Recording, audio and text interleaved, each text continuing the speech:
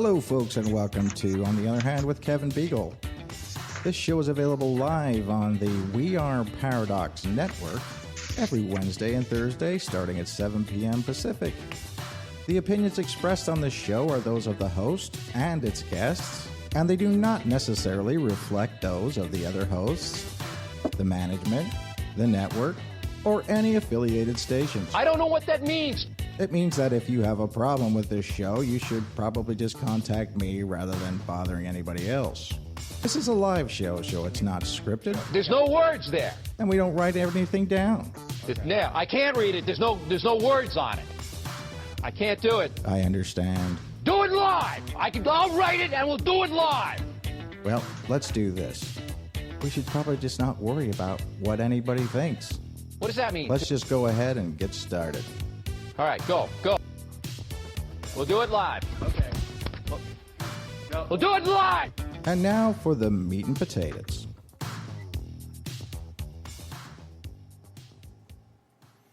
Okay, everybody, we are back. It's a Thursday night, and if you recognize this guy next to me, it's Russel Brinegar.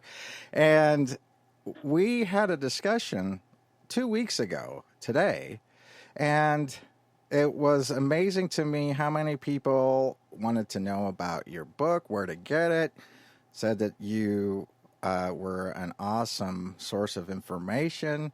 And then you contacted me again, and you said, well, yeah, thanks for letting me know that. But, you know, I have, and you did. You sent me this like list of stuff, and you're like, I haven't even scratched the surface on this. And so I wanted to bring you back because of the fact that it's almost like round table with Russell. But let me go ahead and give a little bit of background on you, Russell, because if people don't know or didn't get a chance to listen to it, and I recommend you to go back and listen to the last show because it's really filled with a lot of information. But our guest tonight is Russel Brinegar, and he is the author of the book Overlords of the Singularity, which is a book that you can buy on Amazon in Kindle or paperback format.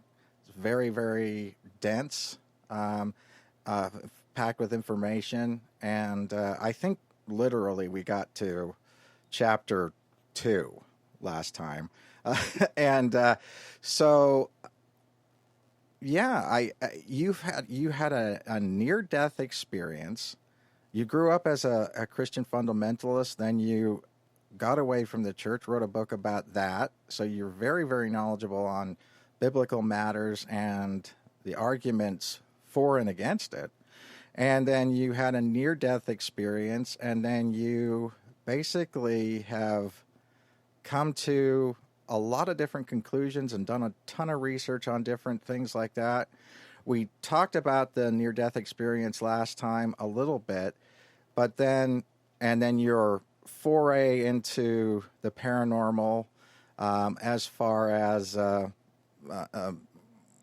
going to a friend's ghost or paranormal ghost event, and you learned some things there, and you were interested in finding out more about these different things, and so you just went like head first into this arena.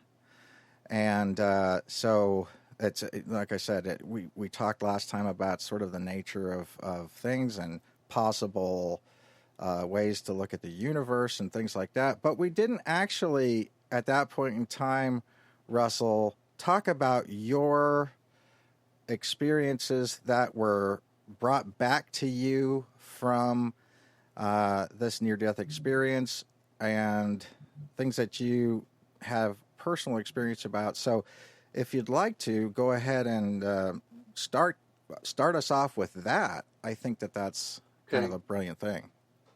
All right. Well, as Kevin said, I was brought up on the Space Coast in Florida, actually, in Titusville, Florida. I watched all the moon rockets go off and I was brought up in a fundamentalist Christian home, with the belief that every word in the Bible is literally true. And at the age of 13, I began having questions about it, and went off onto an intensive biblical study and learned a lot about that, and wrote a book, basically The Journey from Fundamentalism to Free Thinking. And that was published in 2000. That's still on Amazon. And I considered myself an agnostic up until the time of 2009, when I had a near-death experience that just cracked open the whole paradigm. I went from what's called a material reductionist, where consciousness is an epiphenomena of the brain, and when your brain dies, everything goes with you forever, to being quite open to any number of different paranormal phenomena, from ghosts to UFOs to cryptids, and you name it. So it has been an intensive journey since '09 when this happened. So I've been at it for about a decade now, and I've discovered an entire subculture of people that go to these UFO conventions, and the subject of consciousness is really big right now, the different theories of consciousness. But at the end of our last conversation, when we ended it, I remembered that I wanted to discuss a couple of experiences that I've had since childhood that I sort of filed away in a special section in my brain because I didn't know where to put them. As a material reductionist, skeptic, agnostic, or whatever, these are just anomalous little experiences that didn't make much sense to me. But after the near-death experience, in which I encountered a small group of familiar entities, including a transcended version of myself, which really blew me away, I began to recall certain things that had happened to me that now made a little bit more sense than they did. The first one was in 1961. I was 6 years old, living in a trailer in Merritt Island, Florida. And my mother always came into my bedroom, and she tucked me in, and then she would leave and shut the light off. But this one particular night, this is a memory that stuck with me. I'm 64 now, just turned 64, and there hasn't been a month go by in my whole life I haven't thought about this incident. But when she left, I remember seeing something out of my peripheral vision to the right, and I looked over there and saw what I would now describe as two shadow people. They're commonly referred to as shadow people, but these were just black as you could get, so black it was almost like you envision a black hole where light can't even escape. And there were two humanoid figures, and I remember being mesmerized by them, and I watched as they came over, and they sort of bent down as if they were attending to me, and then leaned back up. They looked at each other, looked back straight, and then simply vanished. And prior to the near-death experience in '09, I had just written that off as some kind of like flash effect from the light going out, or some aberrant memory, from childhood. But I've always asked myself, why is it that out of all the hundreds of thousands of memories that have accumulated in my brain and dreams that I've had and everything like that, why this particular incident stuck with me? And I now read a lot about this phenomena of shadow people and different theories of interdimensionals. And then a second incident happened several years later in 1966. I was 11 years old in Titusville, Florida, and I was walking down the driveway to go get the mail, and I looked up on a nice sunny day in Titusville, Florida, and saw what I would now describe as flying saucers, but at the time they were just silver round discs, just frozen in the air. They were just completely stationary. And my reaction to it at the time was to drop to my knees in the grass and start crying. And the thought that was in my head as an 11-year-old is I was sad that they might leave without taking me home. I remember having that thought. So that was another one of those things that just stuck in my mind in File 13 all these years. And then in 1979, when I was 24, I wouldn't learn about this until 32 years later, but I was 24 years old living in Bloomington, Indiana, and I was dating a woman named Mary. And I remember a really weird night when we drove from a sales convention in Indianapolis to Bloomington, Indiana, which is just a 1-hour drive. And my memory of it, before I talked to her 33 years later, was that all of a sudden it was daytime, that it went from pitch dark when we left about midnight or 1 o'clock to dawn pulling up in her driveway. And I really just didn't think much about it. But then I contacted her through Facebook, and we had a telephone conversation, and she goes, "You don't remember that evening?" And I just sat there stupefied and listened to her tell me this whole tale, that as we were driving home in my green Toyota Tercel, she saw a tree-level luminous orb that she was perceiving that was growing bigger, and she was afraid that it was actually chasing us. And she said, "I told you to speed up, and don't you remember, going really fast?" And when she said that, a little flash of a memory from that night came back, that I was putting the pedal to the metal trying to get away from something, go really fast. And then that morning, when all of a sudden it was dawn and I was pulling up into her driveway, I was really fatigued, and I didn't exactly know how that happened. And I asked her if I could sleep on her couch because I was really tired. But she told me while I was sleeping, her dress that she wore, she had purchased a special white dress for the sales convention. I was in sales at the time. And she said it was muddy from head to toe, and she felt really violated by the experience. And while I was sleeping, she burnt the dress on an outdoor barbecue grill. And I'm listening to all this, and it's like, oh my God, this is just so weird. But apparently we split up after that, and she had contacted Bud Hopkins, who at the time was in ill health, and he said that she would try to get a hold of me, and she tried to get a hold of me and never could. So she was actually pursuing getting hold of an abduction researcher to see if we could do hypnotic regression or whatever. And the weird thing about that incident is I do not remember ever owning a green Toyota Tercel. In fact, I doubted that I did. So I had to call a relative in Bloomington and ask him, and he verified that I did, in fact, have a green Toyota Tercel in that year. But I still don't remember it, which is really weird because I'm a car guy, and every automobile I've ever owned has a personality to me, and I remember all of them. But the ownership and everywhere I went in a green Toyota Tercel is just wiped out of my memory. And I've had several people suggest that I do undergo some sort of hypnotic regression.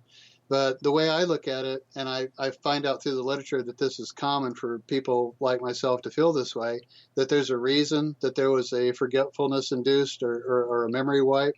So my choice is just to leave it alone. I'm not going to pursue the hypnotic regression because the skeptical part of me still feels like under hypnosis, unless you're in deep trance where you don't even remember what you said, that you'd be pressured or led by the hypnotist or confabulate something that didn't actually happen. And I just want to avoid that. It's enough for me that something very bizarre happened that night to the both of us, and I just want to leave it alone. So that kind of ties into my research and studying into the alien abduction phenomena. And what I tell my friends who are still in the material reductionist frame of mind, what I call the religion of scientism that has its own high priests and doctrines, they get irritated when I tell them that. But I tell them that even if there is no such thing as flying saucers, there's still a flying saucer phenomena, because we've got a factual situation where hundreds of thousands of people have reported encounters with these objects, and sometimes even occupants exiting from a landed craft. And that phenomena in and of itself is a factual phenomena, that there are people reporting such experiences, and cross-culturally they have a lot of common features. So something is going on, and one of the people that I admired that really pursued this was Dr. John Mack. He was a Harvard professor, and he pursued the alien abduction phenomena quite extensively and wrote Passport to the Cosmos and Passport to Magonia, and several books about the alien abduction phenomena. And his take on it in general was that it was some sort of cosmic initiation rite that people were having, an awakening to a greater reality of a multidimensional cosmos. Whereas there's other alien abduction researchers like Bud Hopkins, who was basically an artist that did hypnotic regressions on the side, a very smart guy. But he sort of had a dismal view of the whole phenomenon, didn't think it was a good thing at all.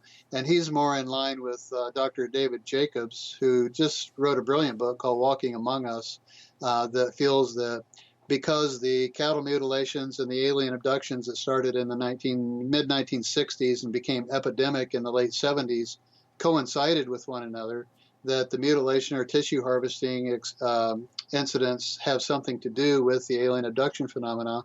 And Dr. David Jacobs theorizes that it was a hybridization program, that the genetically altered or improved hybrids are walking among us now and indistinguishable from normal humans. Mm-hmm. And the thing about I think about that is that if that's true, it's like putting red dye in a swimming pool, because not everybody on Earth is a hybrid. And if the hybrids are mating with non-hybrids, that means that their genetic alteration or improvement is spreading, very slowly through the rest of humankind, possibly for some sort of psychological or spiritual upgrade.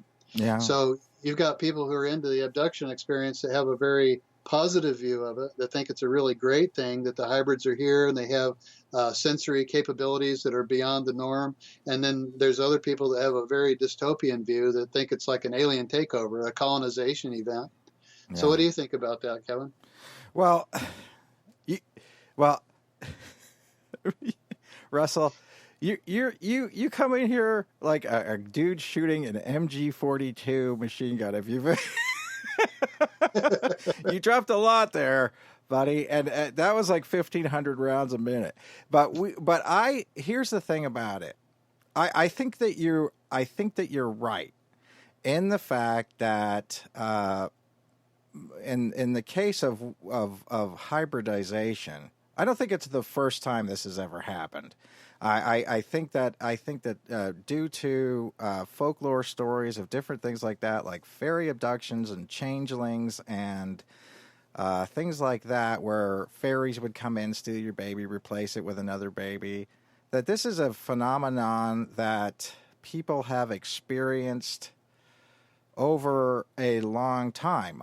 And the thing that was interesting about changelings are a lot of times they would come back and they would look very sick and they would die very soon after that. In other words, it was a sort of a genetic experiment that didn't go well. In other words, you would come back and these changeling babies would be like very frail and then sort of this was this fairy human hybrid idea of a lot of things, and it just didn't take. So I mean, you can see from a lot of different things, even with animal husbandry, if you take a donkey and a horse and you make a mule and things like that, those are, for example, they can't procreate into the next stage. So it takes a lot of fine tuning on that. But what I wanted to say is because there's a couple of different things there that I know will spark a lot of people's questioning, and that is that when you speak of shadow beings, like some people use that term with definite specificity about what they mean about that. Are you saying that for example, this shadow being, it was something of a malevolent nature? Because it sounds like to me that this shadow being was actually trying to assist you in some way, and that's what. And the funny thing about it is, that's what I've experienced, is walking into a room and seeing a shadow being standing over my wife, and she felt peace and calm, and then it walked out through a wall, and I never felt it was. And actually, I'm a pretty sensitive guy whenever it comes to like evil things, and I don't know. But I went into the room thinking that at first it was a person. I didn't feel any malevolence. I didn't feel any positive or negative thing. I didn't feel great. I didn't feel bad. I just thought it was a person standing there. But they didn't. That tended to change whenever it walked through the bathroom wall. So I was just wondering to know if is that how you experienced it, or did you feel that was some sort of an evil entity, or was it? I didn't feel any sense of evil whatsoever. You remember, I was only 6 years old, and I had just been put to bed, and it was just a very innocent, like, "Hi, how you doing? We're checking on Russ," sort of thing.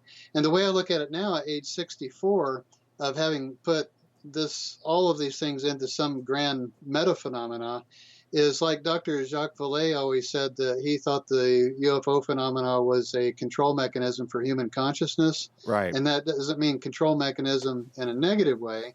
It just means, like Dr. John Mack affirmed, that it's a cosmic awakening. And there's these things that may even be orchestrated to happen to people. Maybe you have an agreement prior to incarnation and between lifetimes, who knows?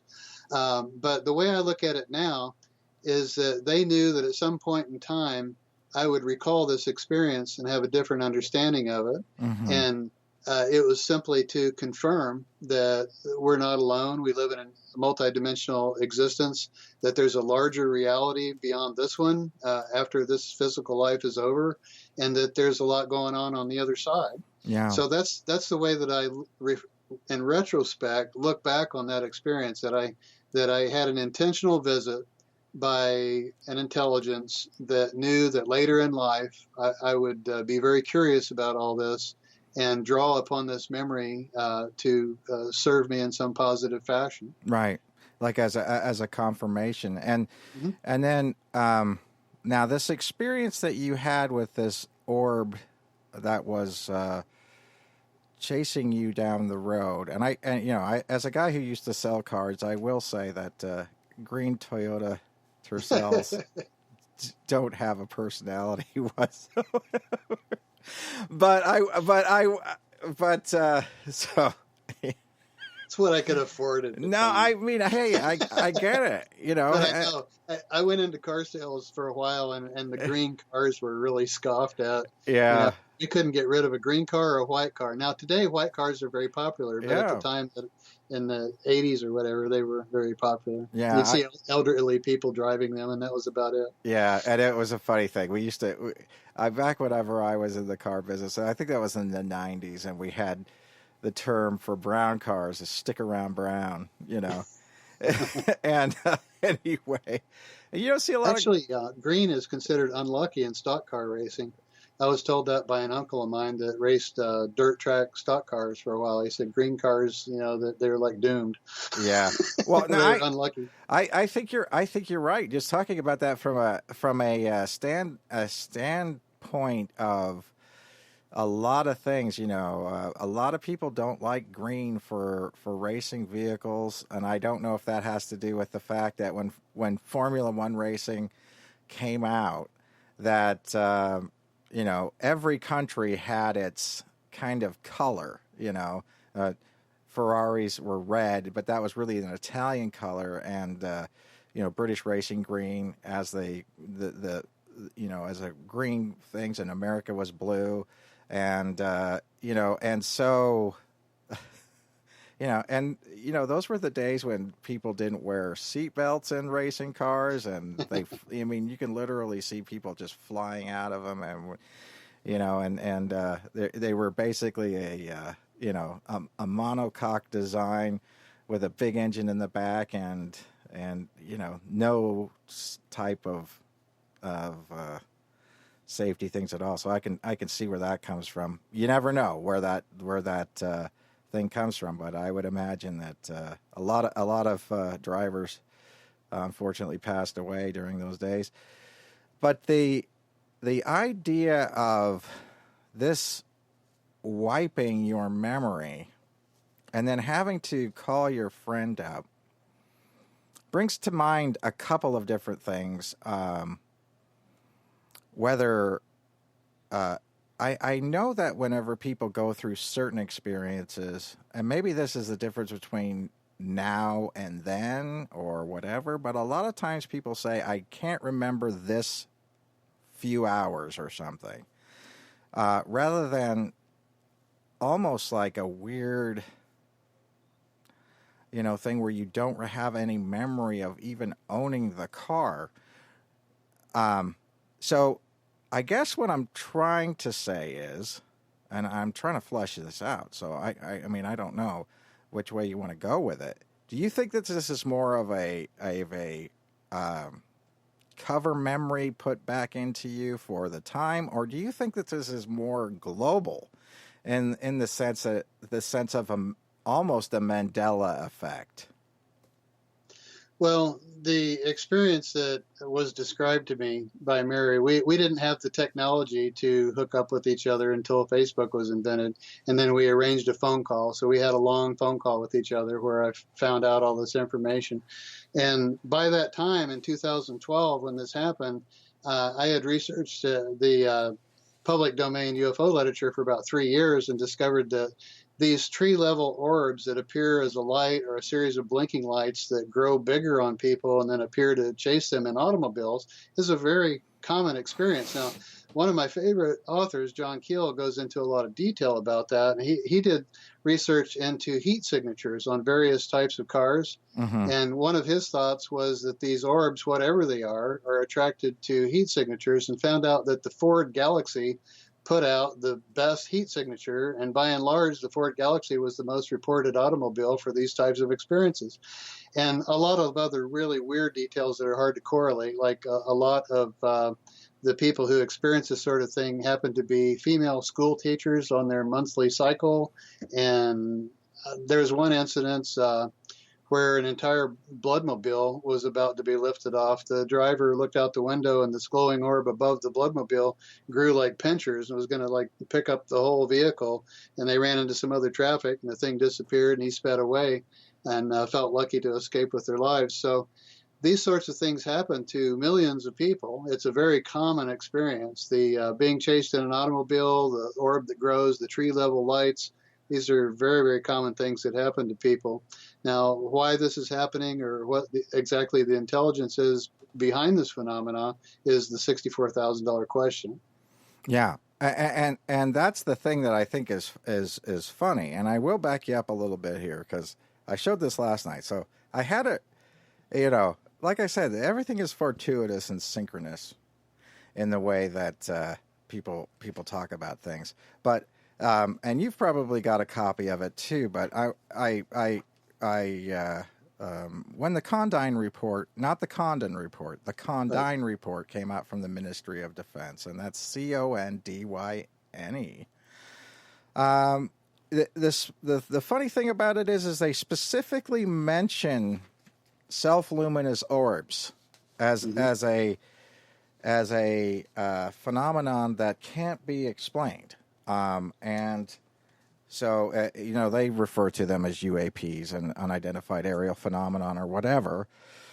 But it seems to me that these orbs that seem to grow in size and wink in and out of existence is something that we know about. Mm-hmm. And some governments have disclosed to people, and some governments haven't, as i.e. this one, America. And so but the thing about it is France talks about it, Britain talks about it. These are, like I said, these are first world nations. And, just because, in some regards, Canada has talked about it. But for whatever reason, there seems to be some embargo on us here that we can't know about it. And maybe that's because of the fact that it's a good cover story. I don't know. I mean, we probably are on the cutting edge in the world, I would say, as far as development of sort of strange aircraft that and so it benefits us in some way to leave it sort of, kind of loose and up to people's imagination, because that way you could say, no other nation probably is putting that much time and expense into making a, Aurora type, hypersonic vehicle, whereas we are. So therefore, if you can say, oh, well, it's a UFO, but we don't know if UFOs are real. We don't know what that is or whatever. I mean, it just seems like from that standpoint, we we would like to keep it a secret as much as you possibly can. And so, but that's neither here nor there. But it is a funny thing that people, whenever you talk to people, they don't realize a couple of different sort of salient facts from around the world that it's kind of accepted in most quarters that's not here, that this is a real thing. And I don't know why that. I mean, it could be anything. They're not saying what it is. They're not saying it's alien. They're not saying anything. It could be Jesus Christ in a ball. Who knows? So you can't really say from one way or another that it's either anti-religious or whatever. And so because I've actually gotten reports from people that said on the Eastern Orthodox case of Easter. That they've seen blue orbs rising from the Church of the Sepulchre, that type of thing. So who knows what it is, but at the same time, it's not here or there. But I guess that's the thing, right? We were kind of told from a long standpoint that's this nuts and bolts thing. These Martians are coming, and that some people say, conspiracy people will say, well, that's just that alien invasion thing was a indoctrination of the people because we were afraid of communists, and so a lot of people don't talk about that because most people that are around now that are interested in this subject didn't grow up in the Cold War at all. I mean, I did partially. And I think that the Berlin Wall came down whenever I was 18 or 19 years old, something like that. But, as a person who had dealt with the Red Scare more than I had, do you think that in some cases that we didn't think about these things in a smart way because it was beneficial to put it out in a different avenue as a distraction? Well, if you look into things like the Brookings Institute and the Robertson panel, it seems very clear that in the case of the United States, at some point in time, the people that were involved with trying to figure out what this phenomenon was and what these discs actually were that people were seeing, made the decision not to tell the public. And once that decision was made, it was a bad decision, but it was what they decided at the time. They even had a fine for pilots that would report UFOs for a while. It was like a $10,000 fine. It was a big no-no to report UFOs. And in this particular country, due to Cold War concerns or a military competition or whatever, they decided that they were going to put the lid on it and that the general public didn't need to know until they figured out what was going on. And there seemed to be bits of technology coming into people's hands, and they wanted to be sure that the United States had it before any other country had it. This goes into the little technological gifts that some of these alleged so-called flying saucer crashes have bestowed upon us, because it seems coincidental to me that the technologies that are falling into our hands are just beyond what we've already got. Mm-hmm. In other words, they're completely understandable to our scientists, and they're actually able to make use of it. You would think that if a civilization came from Andromeda that was 1 million years ahead of us, that we wouldn't even recognize what it was or how it worked or what it did or anything. Mm-hmm. But they're apparently extracting certain technologies from these drops. Excuse me. And Robert M. Wood, he's an ex-aerospace engineer. He's now a retired full-time document researcher. And his son, Ryan Wood, wrote an excellent book called Magic Eyes Only, Earth's Contact with Extraterrestrial Technologies. And in those pages, the Woods outline about 75 of these so-called flying saucer crashes with a scale of reliability on each one. And some of them rate really high, and then others are kind of questionable. But it's also interesting that prior to the railroad, in England in particular, the flying saucers were called flying boxcars. Mm-hmm. In other words, they looked like the railroad to come. And there's even an incident in Max, Nevada in the mid-1800s where the cowboys that found the disc reported bronze gears with sparks flying off of them, hitting the ground. So it's conjectured that they were even being guided into the railroad in the pre-industrial revolution era. And then as human technology and human consciousness develops, and they seem to develop together, different forms come into our hands. And even the various sightings have morphed over the years along with human consciousness. Back in the 50s, you'd see the old Adamski style saucers. They look like the top of a floor polisher or a Coleman lamp flying around. Now, a lot of people poo-poo George Adamski, but the fact is Adamski style photographs have been photographed all over the world, and many have been authenticated. One in particular would be the video, the Super 8 video that Madeline Rotifer took in 1965. She had George Adamski living with her, and this film footage is really bizarre because as the craft moves, it actually morphs, and you can see like a haze around it when it moves. And there's a NASA engineer, Bob Exler, I believe is his name, that did an extensive analysis of the Rotifer film, as did a Polaroid expert, and they both say that this film footage is authentic, that all the shadows are correct. It was before CGI and Photoshop and all that, and it represents an object that's about 30 feet in diameter, and everything's correct about the video footage. Yeah. So regardless of how somebody feels about George Adamski in particular, I know there's a lot of people, even Jackie Gleason lampoons him as a hamburger flipper, and it is true that he sort of had a cult following out in California, and this gets into the religious aspect of the UFOs. He had something called the Royal Order of Tibet back in the 50s, even before he got into the flying saucer mystery. So there's people that think he fabricated his photographs and that he's a big liar. And then there's actually the Adamski Foundation. And I forget the fellow's name, but the guy that's in charge of that is very convincing that Adamski had real experiences with and was on the level. So the whole thing's quite fascinating. Yeah. I think you're interesting. And it is, from a certain standpoint, I mean, something that corroborates what you're talking about is the McMinnville saucer incident back in, I think it was the late 50s or so, maybe 50s, 60s.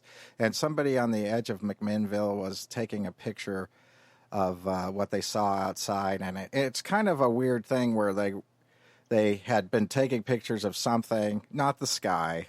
Then there's two pictures on the negative, and then just family photos after that. So it's like, are you going to hoax a photo like that perfectly, taking two pictures and then moving it on? And for that reason, nobody's ever sort of debunked that photo. You're referring to the Trent photos, and the confirmation on the Trent photos happened 5 years later when a pilot in France took a photograph of the same thing in Russel, France, I believe it was. Yeah, and you can see that picture online and compare the two and tell they're exactly the same. They're the same hubcap anyway. Yeah, or the same craft. I don't think the pilot, at the speed he was going, could throw a hubcap out of his cockpit window and take a photograph of it and look just like the McMinnville pictures. But and also it's interesting that in some cases, and I don't remember the story exactly, but Jackie Gleason would be the perfect person to foil and I mean, I know you're thinking what I'm thinking, right? If you're going to get somebody to poo-poo somebody and do it, you want a comedian to go after them because they can make it a joke. They know the importance of laughter.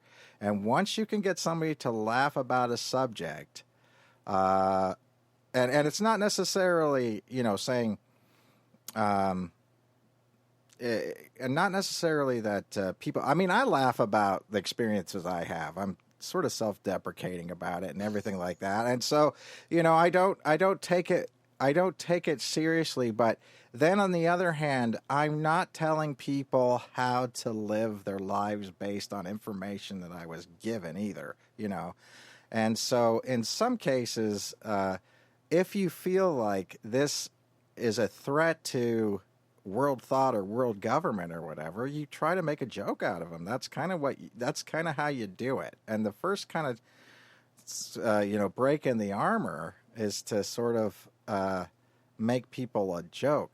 But I don't remember. Now I'm thinking about it. there's some rumor that, like, for example, Yes. Nixon took some. Yeah. Was that Jackie Gleason? In 1973. Yeah, same They guy. were golfing buddies. Yeah. Nixon and Jackie Gleason were good golfing buddies, and in 1973, rumor has it that Nixon ditched his security and showed up at Jackie Gleason's door and took him for a ride to, I think, Homestead Air Force Base in Florida, and actually showed him some encapsulated aliens down there. I want to laugh when I think about it, because you can just see Jackie Gleason staring in the little tubes going, hum, hum, hum, hum, hum, you know? But supposedly, I think his wife's name was Betty. A lot of people don't realize this, but he had a flying saucer-shaped house in the Catskills up in New York that he called the Mothership. And people would complain when he threw parties because it had 17 bars and one bathroom.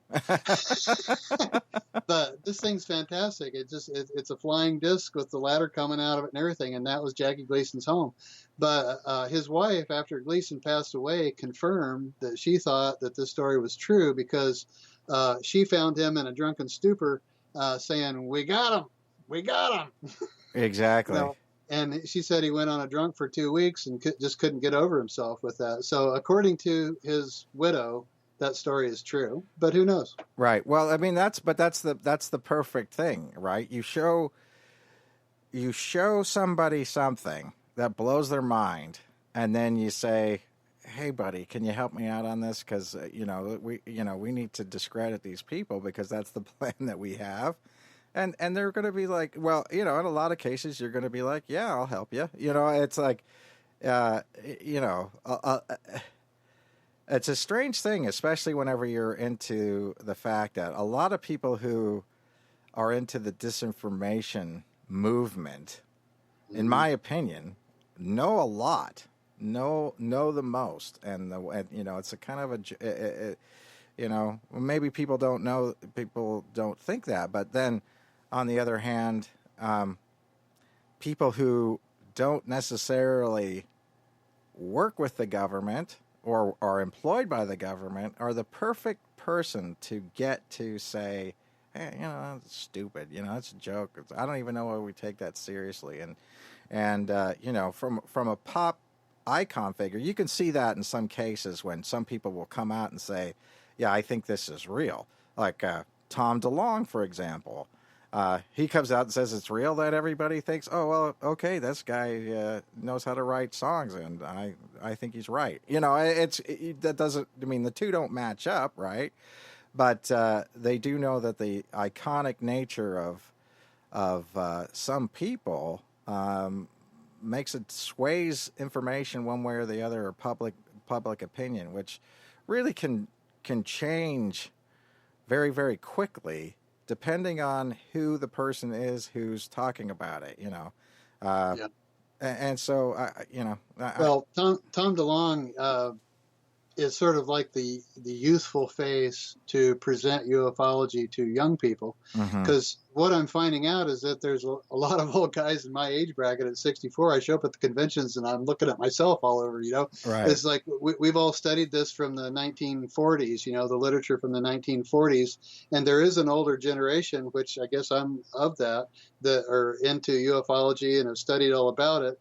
But for the most part, young people learn on the internet. They're not quite aware of all the classic cases. And Tom DeLonge may have even been selected, say, okay, he's a pop star, he's popular, the young people like him, respect him, believe him, whatever. He can be the front man for this, but he's got some serious people behind him in that organization. To the Stars Academy, Hal Puthoff and Elizondo and several people.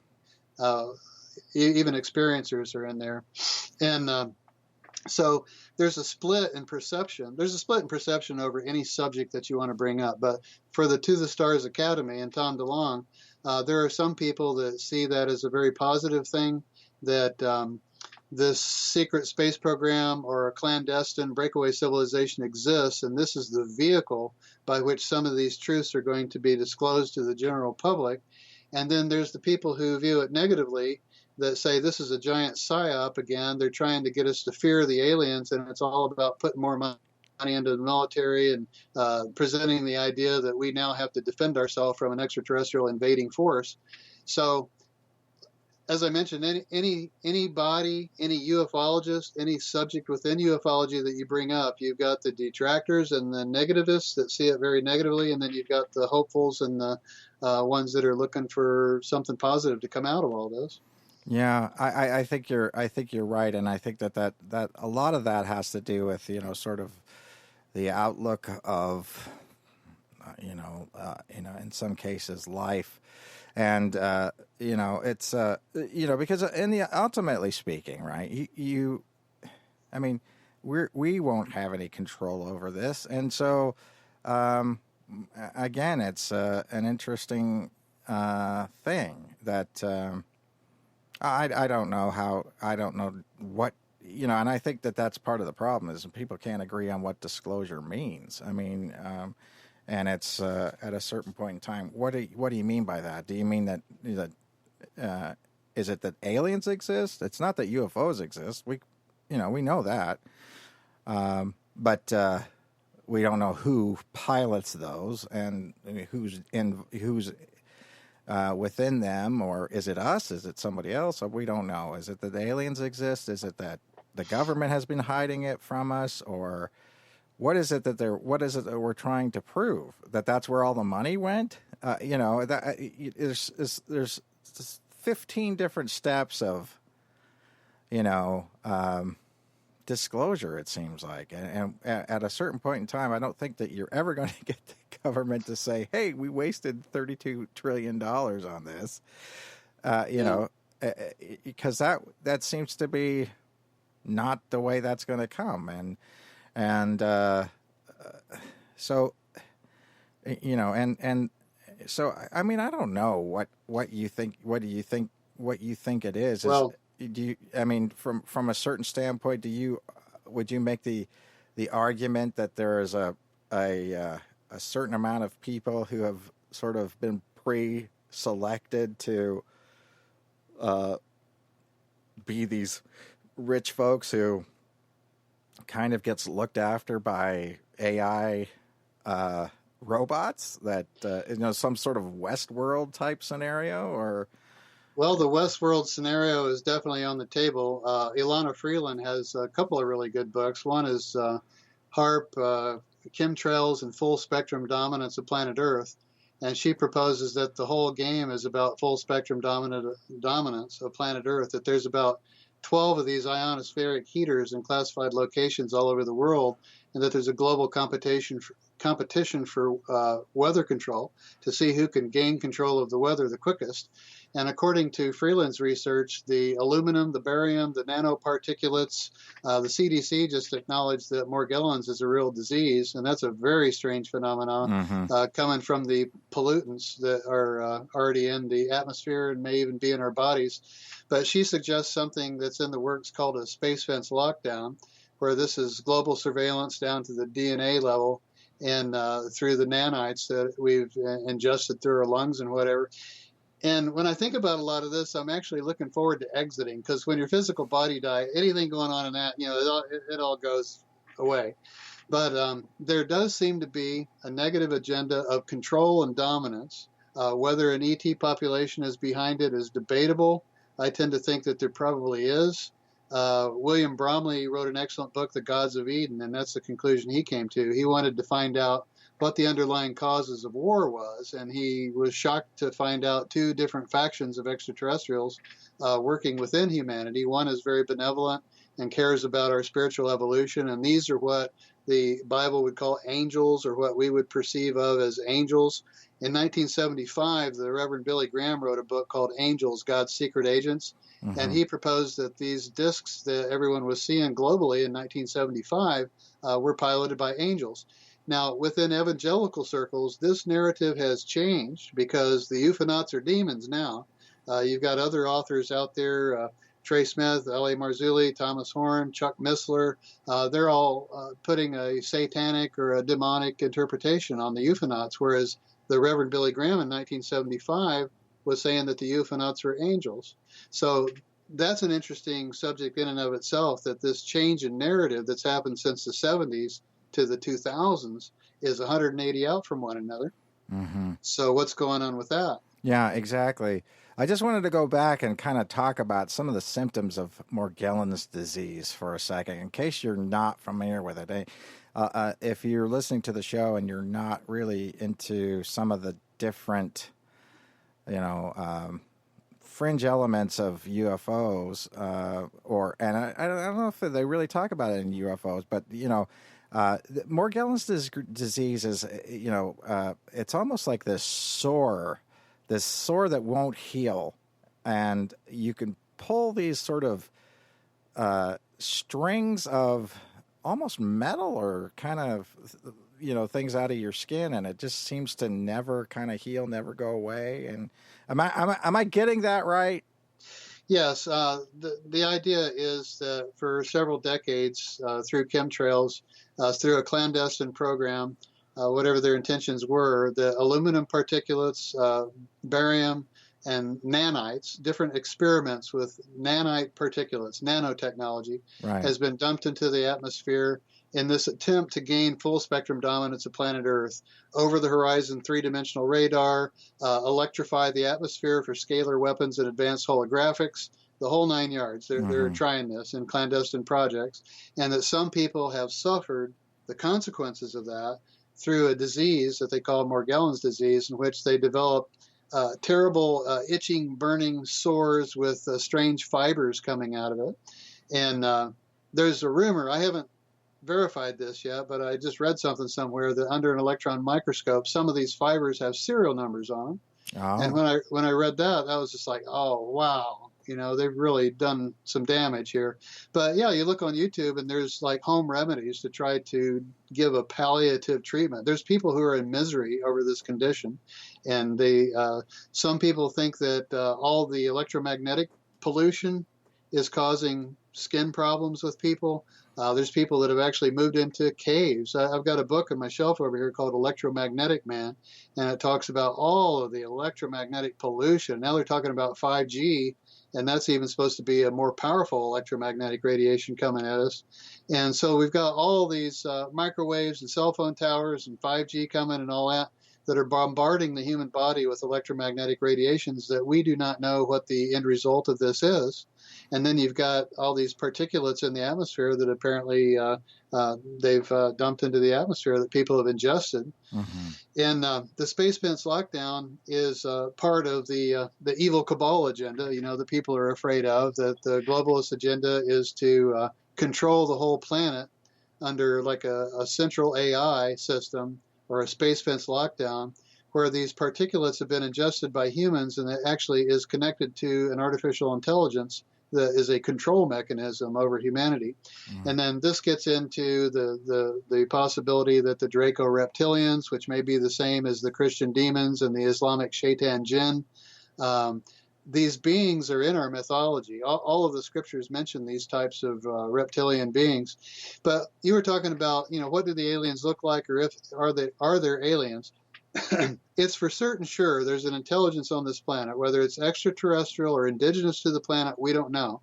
But it comes in the form of an electromagnetic intelligence that is invisible normally, that's in the upper ranges of the EM superspectrum, that sort of reads electromagnetism coming from a human and decides for its own reasons to interact with them. You've got cases like Dorothy Isett, Antonio Urzi, Ted Owens from the 60s. He was taken interest by Jeffrey Mishlove, Dr. Jeffrey Mishlove. He wrote a book called PK Man about Ted Owens. Mm-hmm. And for people who are unfamiliar with Ted Owens, around 1965, this fellow named Ted Owens started making these weird predictions that would come true. And he started notarizing them, sending the prediction to people and having them notarized before they actually happened.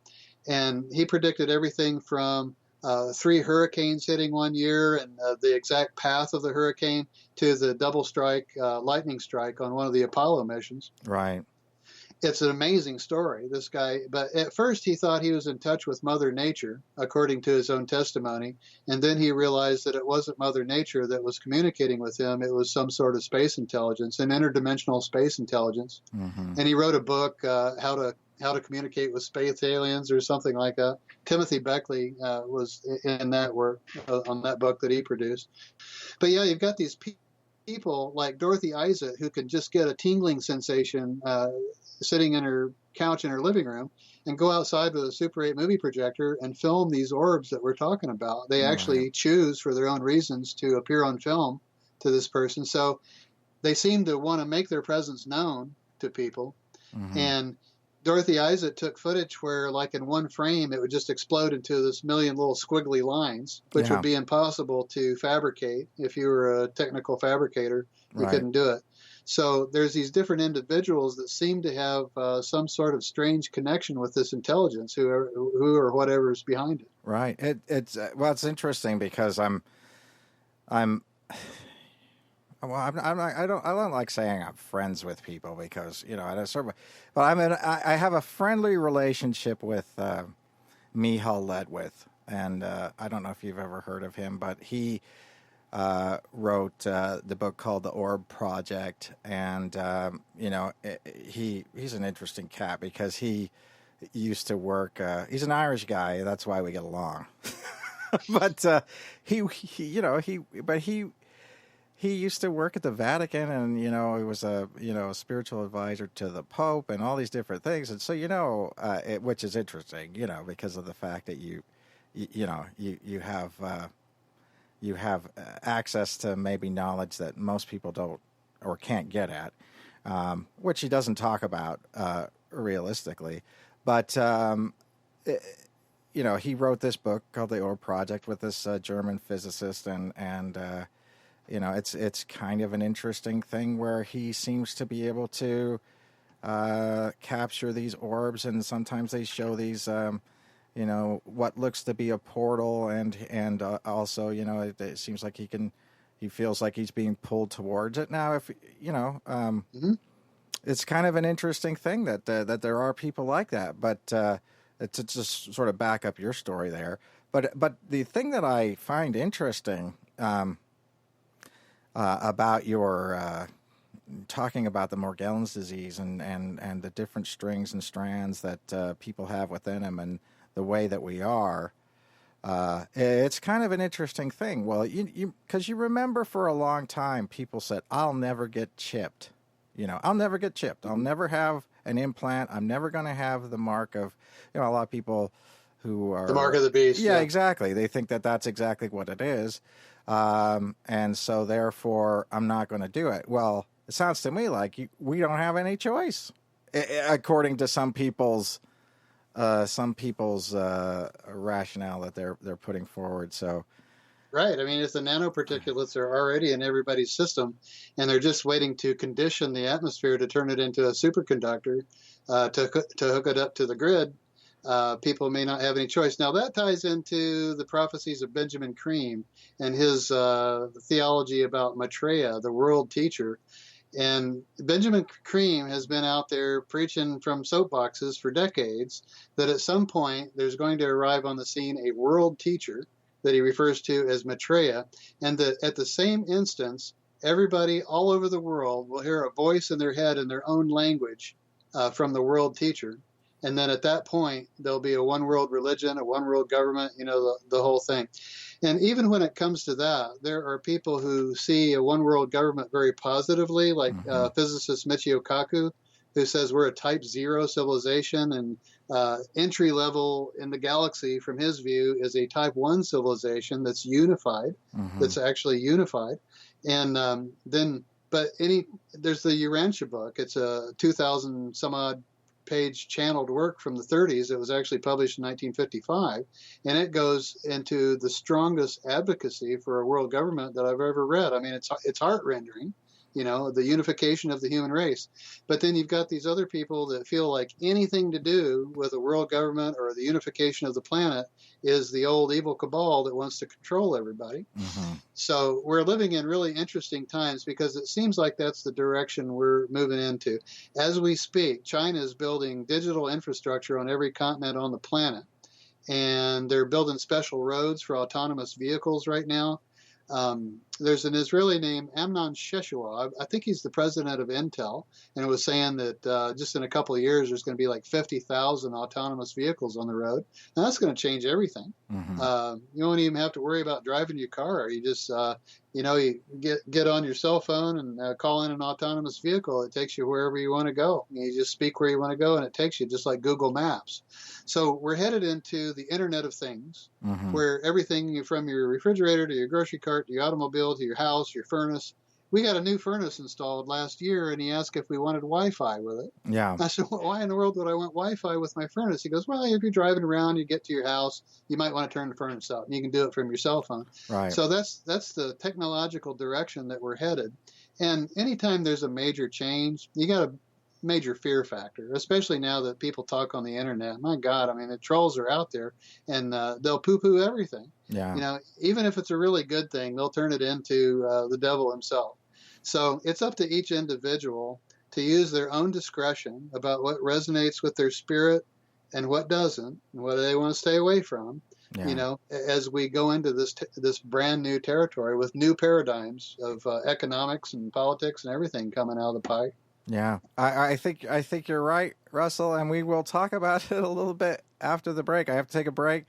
Okay. It's a fascinating thing. I'll be back in 7 minutes. Remember, whenever you hear that twangy music, Russell, I'm not going to cut you off this time or come back early. But yeah, we'll talk about it because it seems to me like we can go two ways, which is a global government that controls everything, which is, I think, what a lot of people think, or a global government like Star Trek, where you seem to have a lot of freedoms. And I don't know which way we're going to go. I probably won't be around to see it, but I want to be on board the Orville. Exactly. And what a great show that was. Oh, man. I wanted it to come back. Hopefully it comes back soon. But we'll talk about that soon. Okay. I don't know how I keep doing this with this weird thing.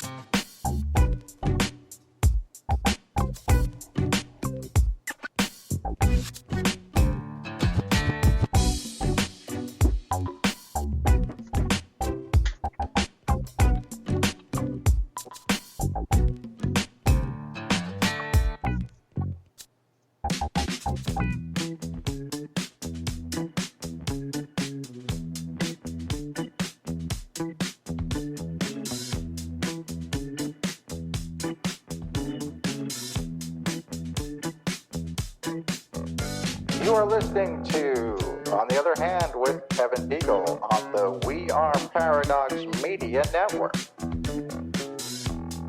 You can find the show on Facebook at We Are Paradox Media. Also, you can hear the show on Spreaker Radio by searching We Are Paradox Media. The show will be returning shortly. We have taken a break for station affiliation. This is a live show,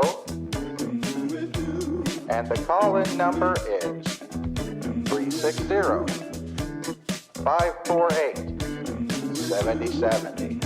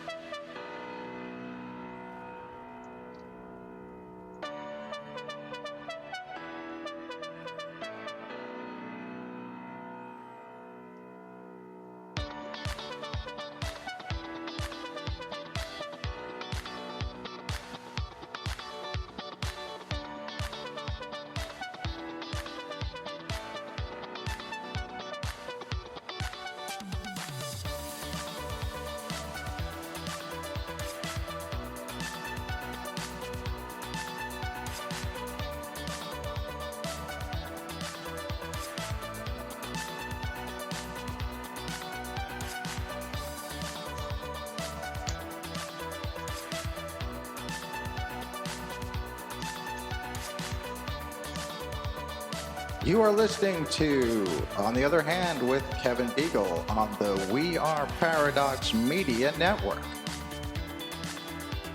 You can find the show on Facebook at We Are Paradox Media.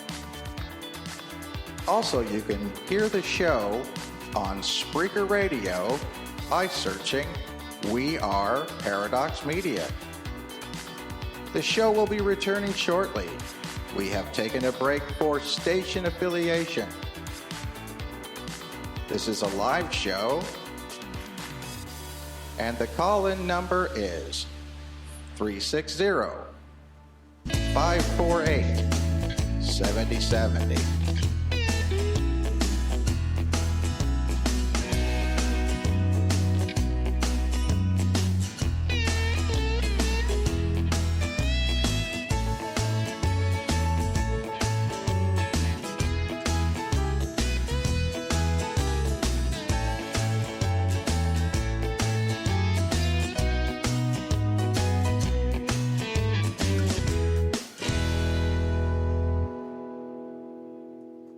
Okay, we're back with Russel Brinegar.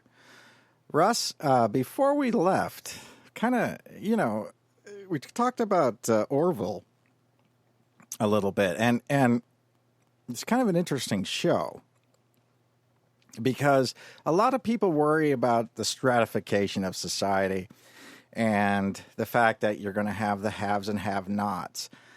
What's interesting about Orville, though, and in the first couple of episodes, they kind of say they don't have that issue anymore because once they brought forth, matter generators and you can basically ask for whatever you want, that caused a lot of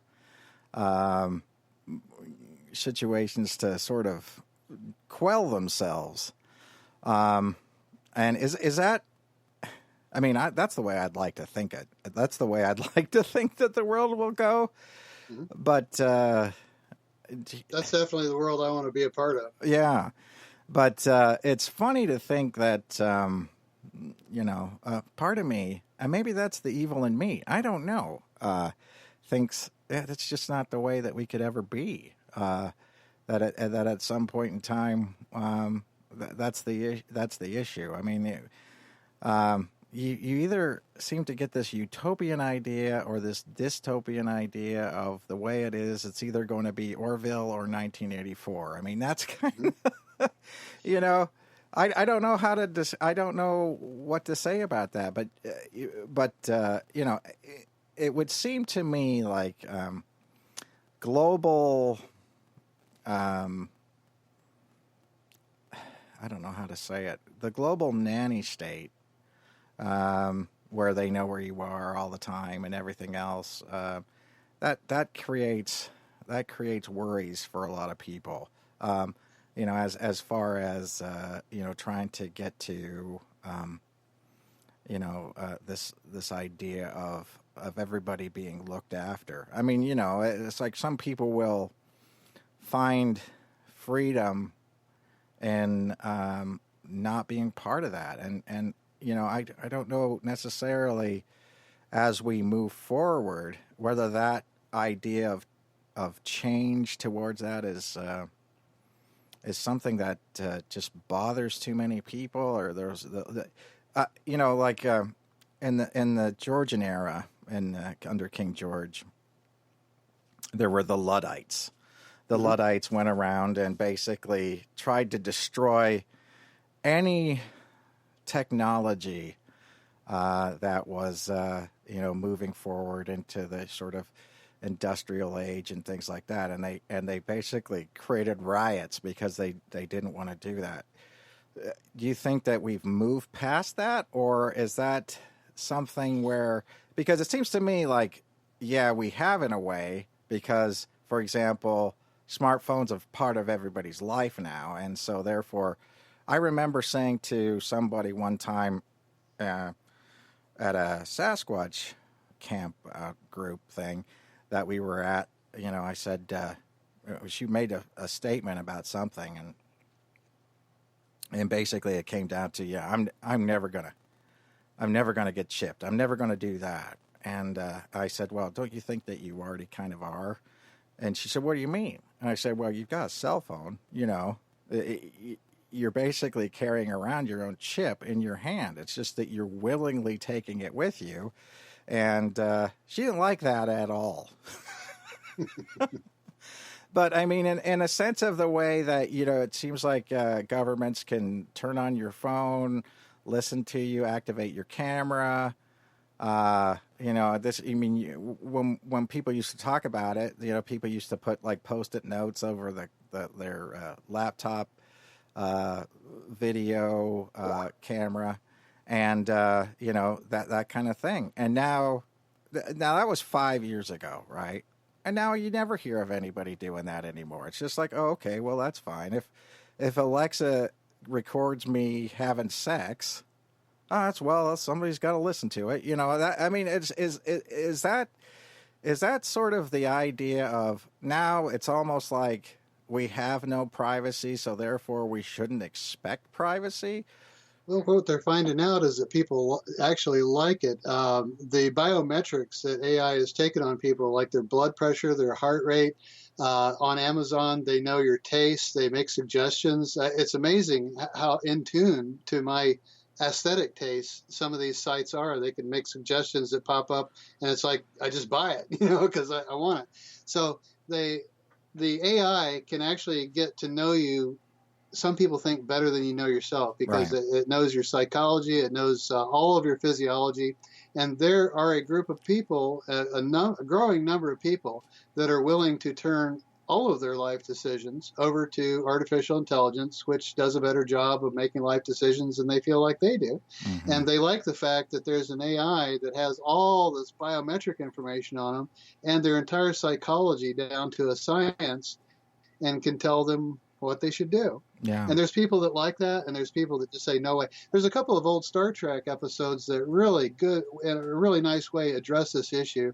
I don't know if you remember the episode with Landru, you know, the god on the planet that they encountered, and there's another one named Vol, where they were a primitive civilization that they hadn't even progressed in hundreds or thousands of years, and they had this dinosaur-looking god named Vol that they paid homage to.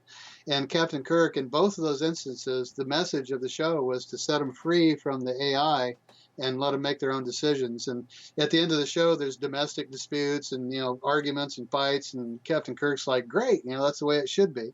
So there's the idea that we should, as biological sovereign agents, stay clear of the whole AI path. And then there's the techno-utopians that are trying to keep their bodies alive so that they can do whole brain emulation, you know, upload their entire consciousness into a silicon amortal substructure. And they wouldn't be immortal because they'd still be subject to accidents, but they'd actually be amortal, where they would live indefinitely and replace things as they wore it out, unless they had an accident that killed their whole system. Mm-hmm. So what I've discovered, though, is that my idea of a utopia is the next door neighbor's idea of hell. Right. What I think would really be good, see, what I envision for myself is like on board the Orville, where we no longer define our lives by what we do for a living or how much money we make or what kind of car we can afford. There's no class stratification anymore. Material objects are seen, what I think is the way they really are, is strictly utilitarian. Nobody can really own anything because you're going to die and all your stuff's going to go to somebody else. So we're all renters. Yeah. And in my mind, material goods are strictly utilitarian. You use it for a while and then you relinquish the material to someone else. So when we have replicators and femto technology and Planck technology and things that can go down to the Planck scale and just reproduce something at no cost, you know, because we thought we might like to try it, that's going to change everything, where there's no more competition to try to get ahead and try to make a buck and, you know, try to gain power and money and fame and all that kind of stuff. And the show, The Orville, sort of depicts what I would see as a post-singularity civilization that has done that. And they no longer define their lives with money or what they do for a living, and they can pursue their interests. Like the crew aboard the Orville are there because they want to be there. Mm-hmm. They happen to have an interest in exploring time and space.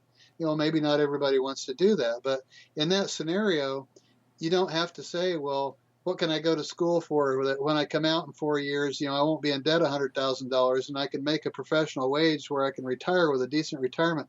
There's so much stress in our society placed on us in the economic system that we have.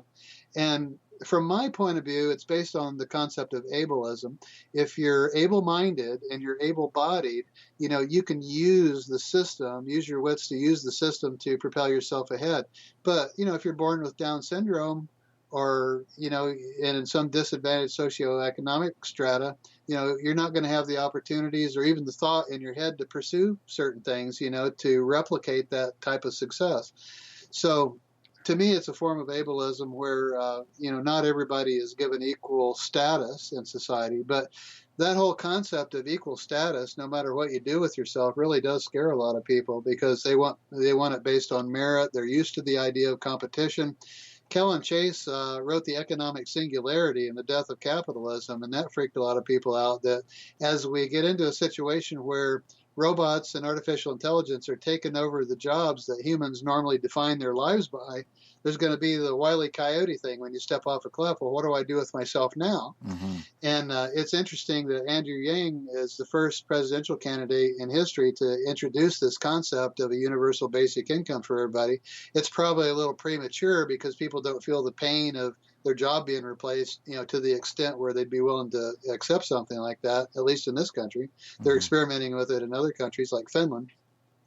But we're really going to have to rethink everything as we move into the future with the Internet of Things and artificial intelligence going from what we use, which is narrow AI or weak AI, computers and cell phones and all that, to strong AI that can pass the Turing test, which the Turing test, for those that don't know, is a simple test where you can't distinguish an artificial intelligence from a human level intelligence. And then there's the whole idea if the artificial intelligence will become sentient at some point. Mm-hmm. There's a woman named Suzanne Gilder who's the CEO of Sanctuary Incorporated, and the mission statement of her company is to provide sanctuary for sentient humanoid robots before they're released into the public. I mean, we're really heading into some strange territory in the next few decades, and we've got to be willing to be open that maybe everything we've learned our entire life was based on this idea of competition and class stratification and economic stratification. Who has the biggest military? Might makes right, argumentum ad baculum. And that's all got to change if we're going to survive. And a lot of people feel it is a matter of survival to make a huge paradigm shift away from all these things that have put us on the brink of nuclear war with one another and start a civilization of cooperation and unification. Mm-hmm. Yeah, I think that again we go into a certain type of a scenario where, let me see how to put this.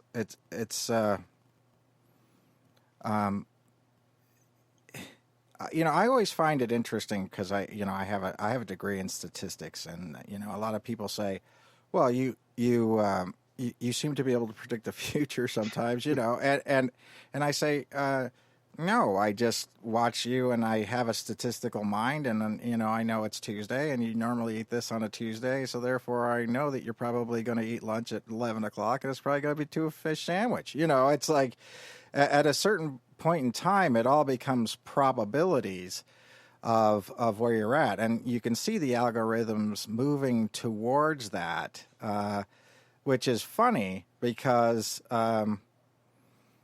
in some cases, when and I don't like talking about politics too much, but I will say this: when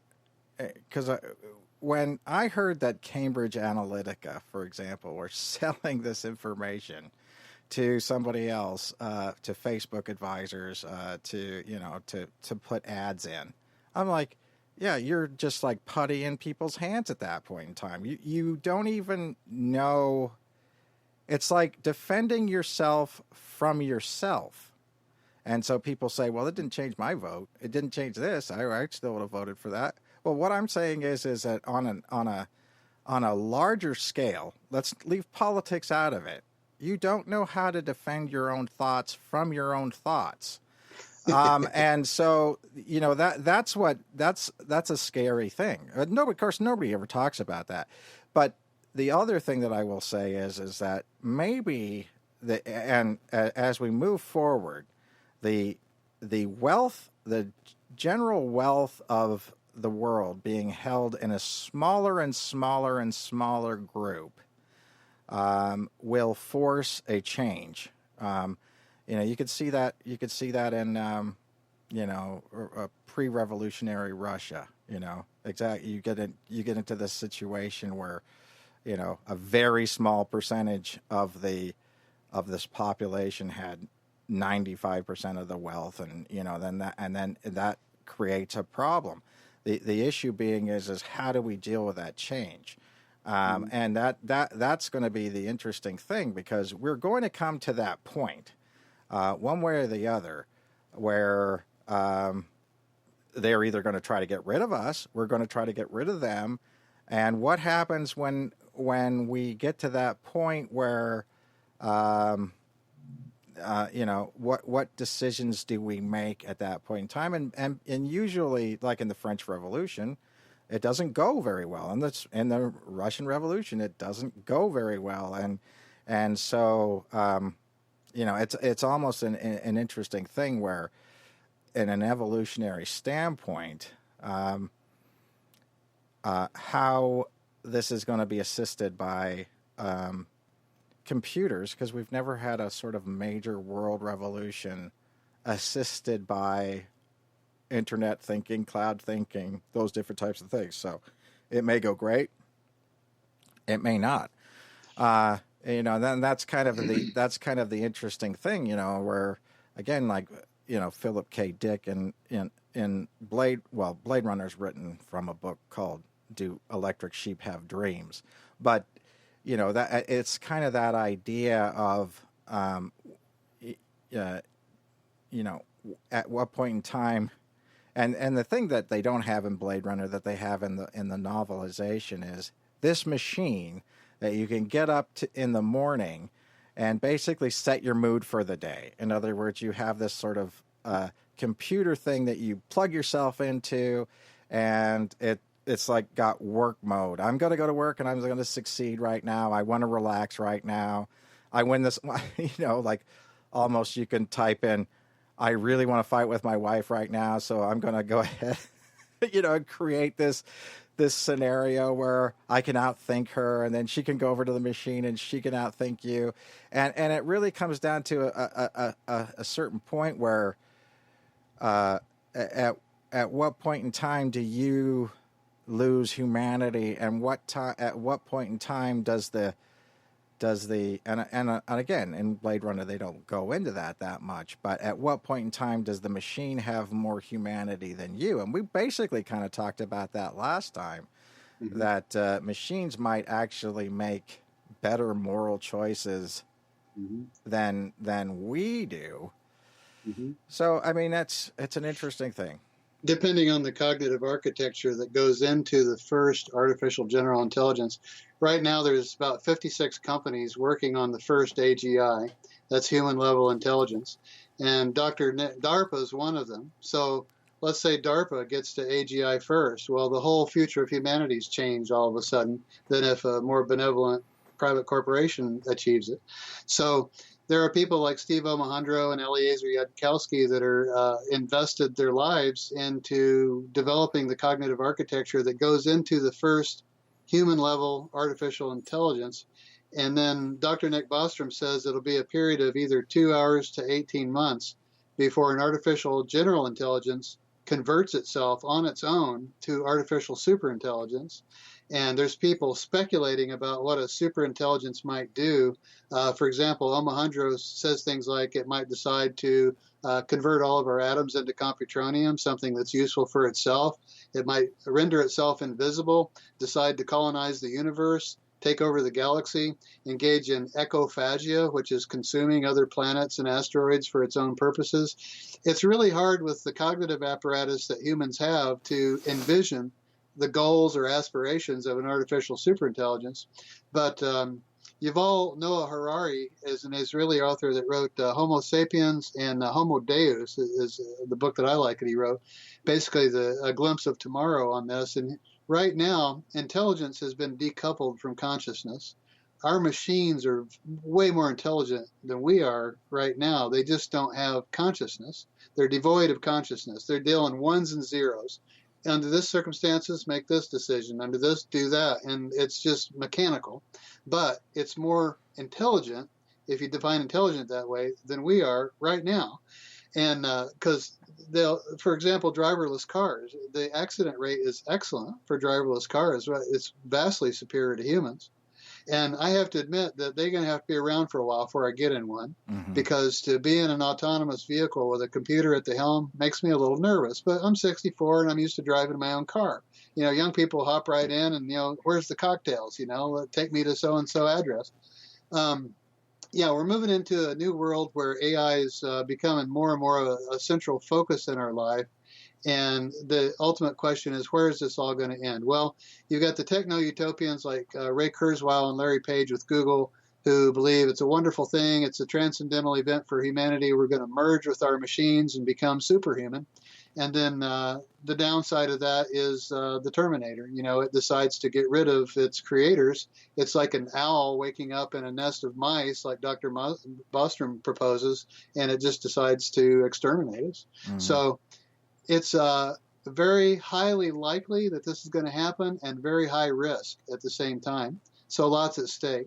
What I'm hoping is this whole the physicists talking about parallel timelines and the multiverse is true, because in that way it's sort of like, okay, if I resonate with the Orville world and I do my right soul work in this lifetime, when I'm here, like next time around, I'll be in that environment. That'll be the parallel timeline that I'm on. Whereas the people that are fearful and hateful and they don't treat people right, they wind up on the prison planet. Yeah, they're on the different timeline where the Draco come in and seize the earth as a possession, a trade possession or whatever, and they're just they're under the control of an AI since the time they're a fetus. Yeah, I mean this is this sort of this is this idea, but it is interesting that we seem to have more of the dystopian views available to us than this sort of the utopian things. And I mean, that's the nature of things, I guess. That's drama. That's Westworld. That's V. Those different types of shows. Although, again, and which is interesting to me because. I think it was my son who he wasn't paying attention to Battlestar Galactica in some ways. We were watching it together, and he kind of says, "Well, how do you know the Cylons are the bad ones?"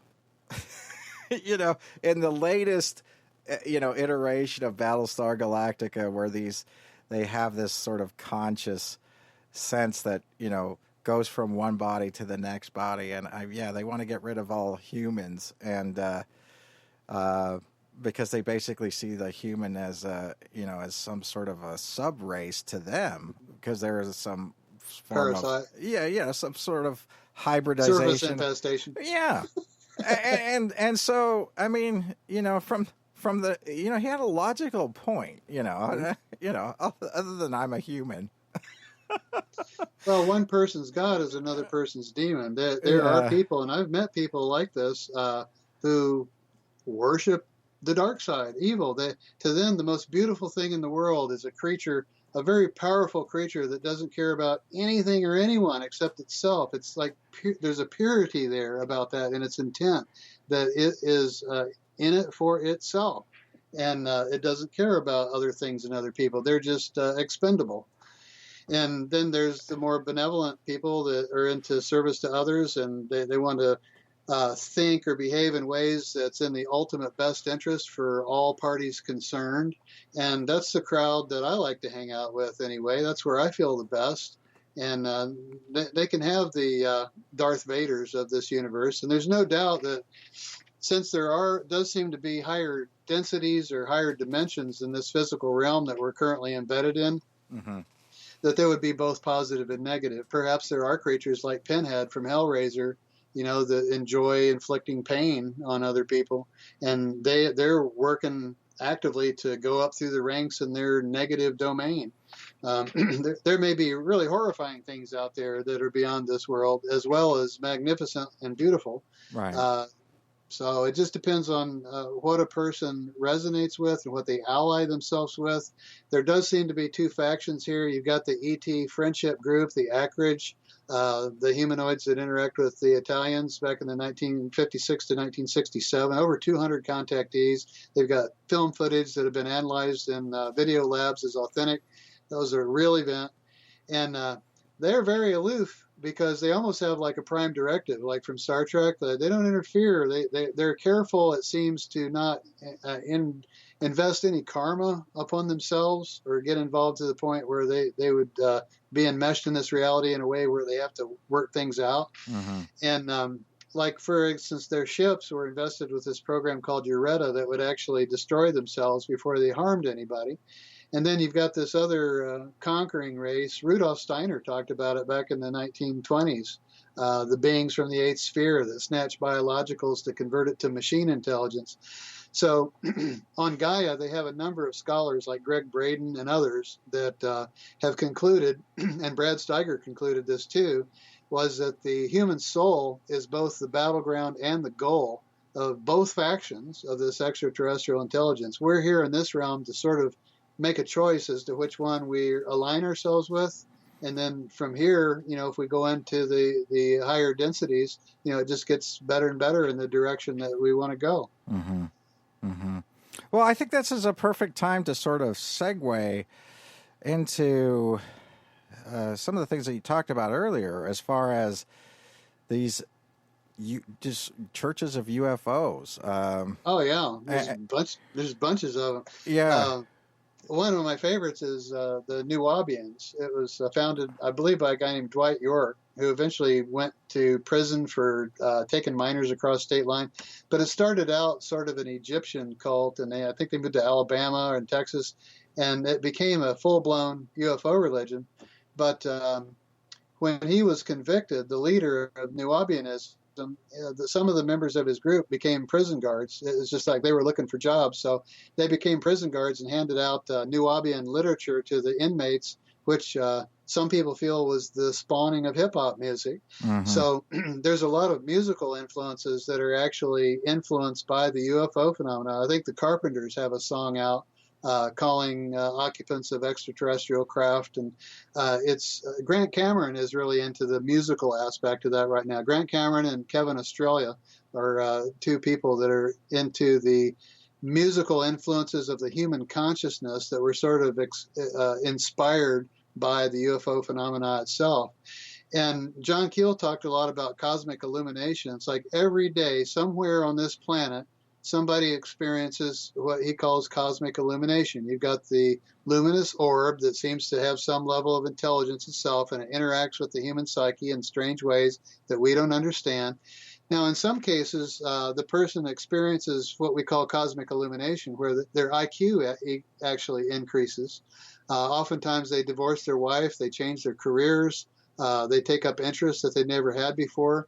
And then a really good example of that would be Paul in the New Testament on the road to Damascus. He encounters a luminous orb, and his interpretation was that this was Jesus talking to him. Mm-hmm. And he went from a Christian murdering Jew to a Christian evangelical, an evangelist, for Jesus. So that was a really excellent account in the Bible itself of a classic UFO experience where he's walking along, he's blinded for 3 days, he couldn't move. Mm-hmm. And these are all classic symptoms. And then you've got Fatima in 1917, where 70,000 people saw this dancing disc in the sky, and it was raining, and all of a sudden all their clothes were dry.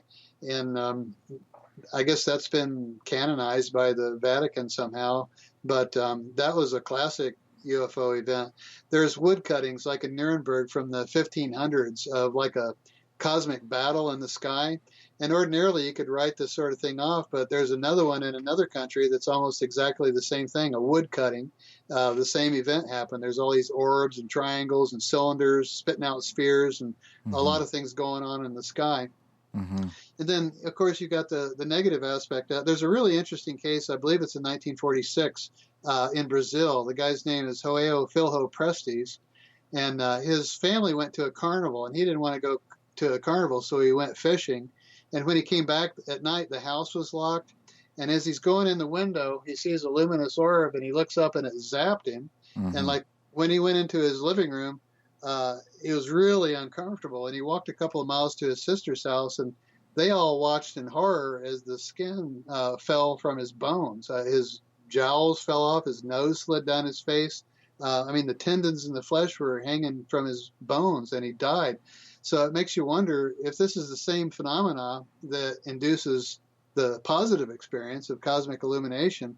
What in the world happens to the people where it misfires? I mean, there's people that even feel like incidences of spontaneous human combustion are tied into the UFO phenomena, because if you plot all the instances, they happen to be on these ley lines, these magnetic lines of force. And then you've got books like Mysterious Fires about there's all these little fires and spontaneous combustions all over the world that happen, and nobody knows why that happens either. Yeah, and obviously it's a very strange thing because with a lot of spontaneous combustion, it there's like feet left that the people are sitting in the chair. They seem to just sort of turn to ash. Their head shrinks. Yeah, but it's so strange in that there's just doesn't seem to be scorch marks anywhere. That like if they're sitting in the chair is not damaged.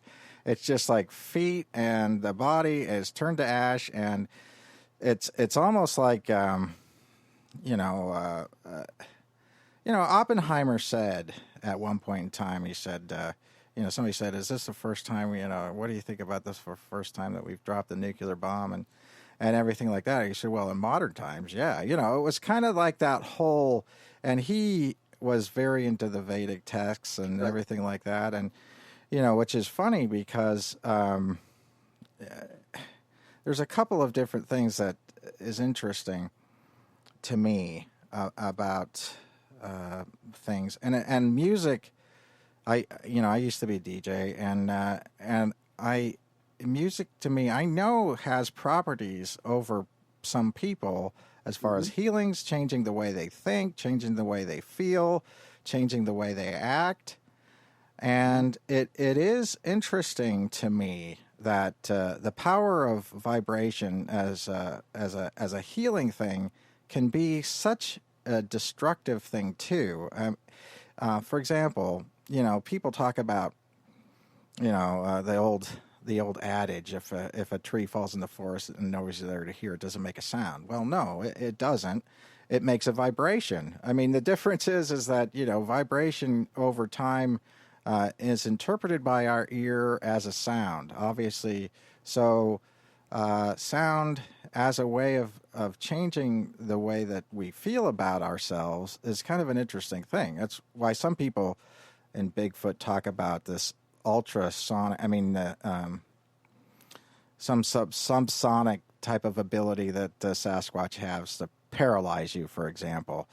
And, and that's a strange thing that people have brought that together, because I guess tigers do it. They've researched that they have this kind of a ability to stun things from a certain kind of a thing. So, it is interesting to me that maybe this is some kind of a sound projection that's coming from another dimension as well, that is not necessarily that's coming from the orb itself, and that at a certain point in time, the body. The other thing that I think about is it radiation poisoning or whatever? I don't know. I mean, well, there are cases of that, like the Tash Landrum incident and the Steve Michalak incident in Falcon Lake up in Canada. He actually saw two discs land and went over there and was like hollering inside, and a blast, like a jet blast, hit him. And he suffered from a checkerboard pattern reappearing on him, very painful checkerboard pattern for the rest of his life. And something that's really typical, that's really strange, is that when you take these people back to the original location in the woods, they can't find it. Mm-hmm. And that ties into the loss of memory of the car. In my own case, there's just sections that are wiped out, for the purposes of whatever intelligence is behind the phenomenon, which that's what we really want to get. There's the manifestations are all over the place, and they're well documented, and they have common features. But the real question is, who or what is the intelligence that's operating these things that is behind the UFO phenomena? That's what everybody wants to know.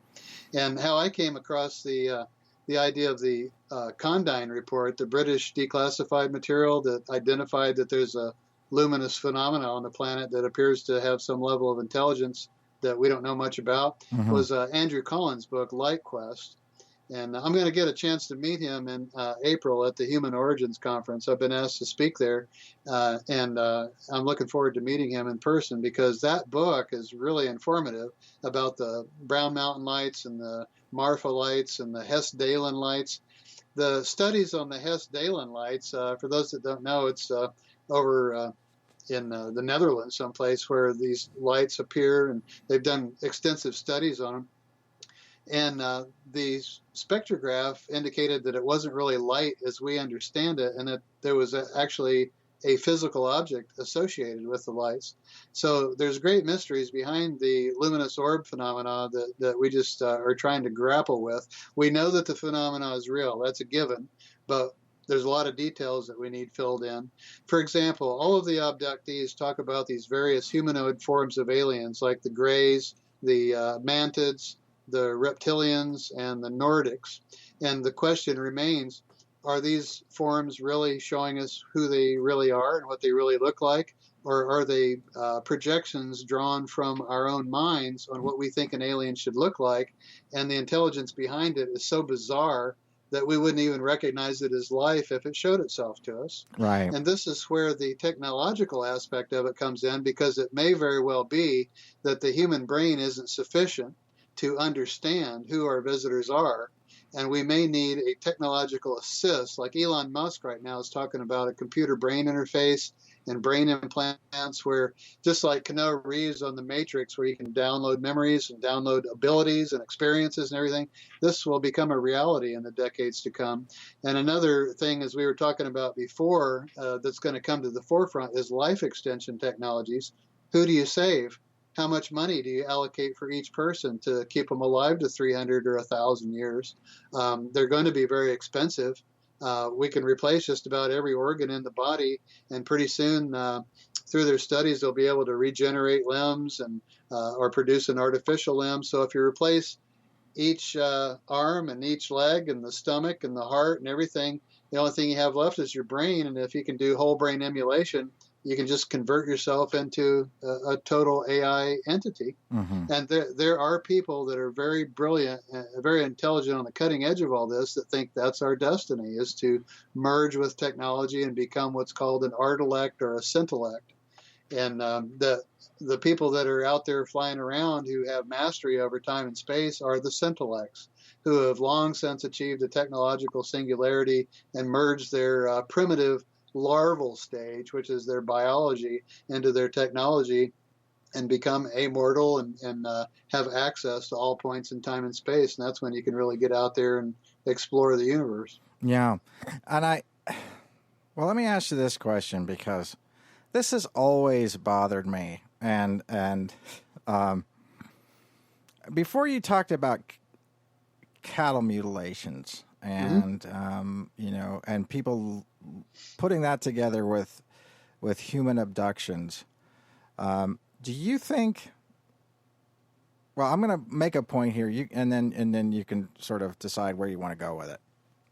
I'm leaving this up to you, Russ. Okay. But do you not? Okay, so I know somebody who has had an orb come to them under what seemed to be intelligent control, mm-hmm. and then scan them like a barcode scanner. Yep, they can read auras and a lot of things about a person. Yeah. And so my point from that was, and I was talking to this individual about it, and I said, well, do you not think that maybe they're just scanning your body and getting the whole makeup of your body? Because, why would they need to abduct you if they can just basically imprint you through this scanning technique? And just, at that point in time, these people have come through time and space, and so therefore they just make one up. They just make you up on the ship, and you don't even know you're big. In other words, you become a doppelganger at that point in time, a clone, if you will. Mm-hmm. And I guess that's one of those things that back in the 70s and the 80s, and I there were some cases of cattle mutilation around here in the county I live in. And Linda Moulton Howe came out and, talked about it and things like that. But the issue being is why would you need to do that to an animal? Why would you need? I mean, I guess the thing that makes me think it's not aliens doing it is that the fact that, although it's grotesque, and they're taking samples of these things and coring out rectums and all this other stuff, that would seem beyond what some people could do. The same thing was, I'm kind of a true crime guy, right? People used to say that about Jack the Ripper, that, only a surgeon could do this, and only this person could do this, and anything like that. And as we go through time and we really look at these different things, it was some butcher, probably.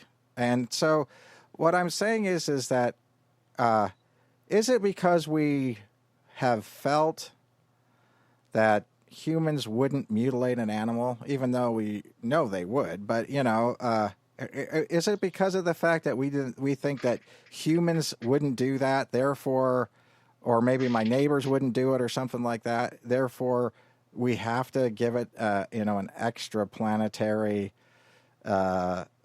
person that puts it to? What's your theories on that? Okay, I'll tell you. It's a horrifying thought to think that a human being could do to either an animal or a human being to what's buried in the police files all over the world. There are a lot more human abduction or human mutilation or tissue harvesting events than people realize. And there is one person who's an ex-police officer, I forget their name, but they're going to conventions showing the autopsies of these cases that are buried in police files all over the world. My thoughts on it are this. Whatever is doing it has no feelings for the animal or the human being whatsoever. There's no empathy there. And it strikes me as some sort of an artificial intelligence, whether it's alien or human. I'm thinking it's alien, and I'll tell you why in a minute. It's a plasma-like biological AI. And I know that sounds really strange, but if you look at all of the cattle mutilation cases from 1965 with Lucky or Snippy or whatever the horse's name was, through the late 70s where it was epidemic, it happened a lot at night. And what they saw, the only thing they saw was a flash of a light. That's all they saw. And in a lot of cases, the cows were draped over a fence. In other words, they were dropped from at least like 20 or 30 feet. Mm-hmm. But you have to go elsewhere to the Brazilian Chupa Chupa incident, where these creatures came up out of the water and they had these appendages that actually drew blood from people. So if they want to keep their victim alive, for whatever their reasons are, they use the puncture tendrils. And if they don't care about the animal or the person, the vital reactions on the human cases of human tissue harvesting indicate that they were alive the whole time that this was going on. So my thoughts of putting all this together are that I don't know if it's an intelligence in and of itself or a biological technology that's used by an alien race to do its work for them. But the only presentation they have to humans is a flash of light at night, and there have been photographs. Linda Moulton Howe has, I think it's on page 39, I'm not sure, an alien harvest. Oh, if you don't know, I mean, there's two excellent photographs in there of what people are seeing. Yeah. if you look at it all together, what's happening is the animal is being seized somehow or another and paralyzed so that it doesn't move and lifted off of the ground and blood extracted, all of its blood, every single drop, I believe through a process of osmosis, that it just like goes up into this plasma biological entity somehow in a bladder or is absorbed into the plasma or whatever, because the question of whether humans are doing it, humans aren't capable of doing it. If you really look into the fact that it's surgical precision in between the cells and that there's absolutely no footprints, there's absolutely no blood, we're not even capable of doing this procedure. And the fact that they are dropped with bones dropped and their insides are irradiated, they're soft and they're pink. They found this inside a lot of the cows. So what's happening is they're being seized and paralyzed. They're being lifted off the ground, irradiated inside to where their soft tissue is soft. The blood just like flies out of them and goes into some reservoir or something like that, and then it's gone. It is just gone. And that's why it's such a mystery to us, because, I mean, there's cases where, the cow's right outside and the family goes to sleep and they wake up the next morning and right outside their bedroom window is a cow with, half of its face off, its rectum cord out, the classic things. Now, why they take these certain parts, who knows what they're doing with that. But the phenomena is real in both bovine, equine, canines. There's a number of animals that this has been done to, and humans. There's a case down in Mexico where a father and son were actually like cut in half like with a giant pair of scissors, and all their blood's gone. So there's some really mysterious tissue harvesting events that have been happening for quite some time now all over the planet. But it does seem to have been a concentration of this type of activity between 1965 and 1979, coincidental to the reports of the alien abductions. Geraldo and people like that would have these people on that said that they were abducted by the Greys. And so the abduction phenomena, at least in that time period, does seem to have something to do with the tissue harvesting. And you were saying earlier about the changelings, how they looked sickly and everything like that. Dr. Jacobs points out that in the early days of the abductions, people would be like shown a screen of their baby or whatever, and it would look more alien than human. And they apparently honed this down, the goal being to have it passable to a human so that it could actually walk amongst the population. And Dr. Jacobs is one, at least, that believes that the hybrids are actually here and they're walking among us. And some know they're hybrids and some don't. And they're breeding with non-hybrids. So the phenomena is a rabbit hole that's quite deep, and there's many aspects to it. There's a fellow named Trevor James Constable back in the 70s that actually took excellent photographs of some of these types of creatures. He speculated that the creatures that he was photographing were exactly the same creatures that were doing the cattle mutilations, and I think he's right. Fascinating. So the question is, if it's an intelligence in and of itself that's doing what it does for its own purposes, or if it's a biological plasma-like AI that's being used by an incomprehensible extraterrestrial for its own purposes. Yeah, and it is an interesting thing, because if you watch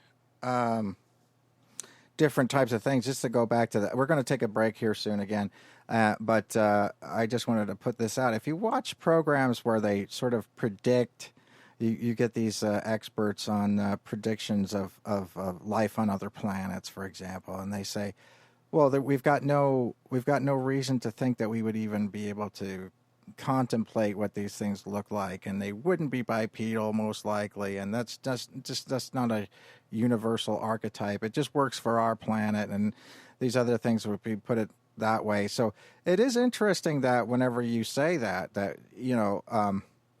this is you always see that in sci-fi. It's like, I'm just taking this form to because that's more comfortable for you to do. And I get it back then whenever you were doing that, because to make some weird kind of a rubber thing that's squidging across the floor, you probably just want to dress a guy up and say, I'm taking this form because it's easier for you to deal with. But at the same time, that might actually be true, that in some form, something else or some kind of a thing from another planet would understand that we wouldn't be able to deal with something that was so alien, let's put it that way. Exactly. That we couldn't deal with it. And so, it does make sense at that point in time. So, maybe that's the point of it, that it's not necessarily that a gray alien is trying to hybridize with us so much as some other form of existence that needs to live within the planet, live on the planet with us. I mean, let's put it this way. If, for example, everybody says, okay, there's no life on Venus, or there's no life on this because, it's made up of sulfur gas or whatever the cause is. But let's just say there is life on that and we can't contemplate it, and they need to come here because Venus is dying or whatever. I'm using that as an example. Sure. And they needed to, because I believe that there's probably some strain we have some form of genetic similarity with everything in the universe. I think that's true. For example, we have about the 50% same DNA as a banana. And so even if you had 2 or 3% of the same building blocks, maybe the idea is that, and maybe that's what's taken so long, is because you would say, well, okay, well, hybridize us with these people. Bim, bam, boom. That's it. This is a me now. How come you haven't hybridized yesterday and we're not living on the planet? Type of a thing versus, the fact that this would be very, very complex to do, and to pull it off, it would take thousands of years, which to us seems like a really long time, but to somebody else might not seem like a very long time. Who knows? Yeah, they might be on a completely different time cycle, a different perception of time. We touched on that in our last conversation with Carlo Rovelli in The Order of Time, that our present moment isn't shared by the rest of the universe. And it makes sense, all the missing time, because time flow has to do with exposure to gravity. Time flows slower on the surface of the Earth than it does in the mountains. Yeah. So if these craft that people are seeing are actually tangible and material like they appear to be, they would have their own form of gravitation. So as we approach that, time would flow differently for us. Mm-hmm. And another concept is interspatiality. Where our concepts of spatiality isn't even right. There might be an entire civilization that could exist in a subatomic particle. Yeah. Well, we talked about Star Trek before, and there is that one episode where, they come in contact with these things, and everybody just hears is zip, zip, zip, zip, zip, zip around them, and it turns out that they're just on a different scale of time, and so therefore you can't see them. And it's only whenever they figure out how to slow time or whatever or speed up time, for Spock to sort of interact with them. But we'll talk about that when we get back. I did have somebody ask me, why is the break so long? Well, because if another place is playing this and they have a news break or something like that, and they need to get their thing in, 7 minutes is about what it takes. So we don't take breaks like every 10 minutes or 15 minutes or whatever.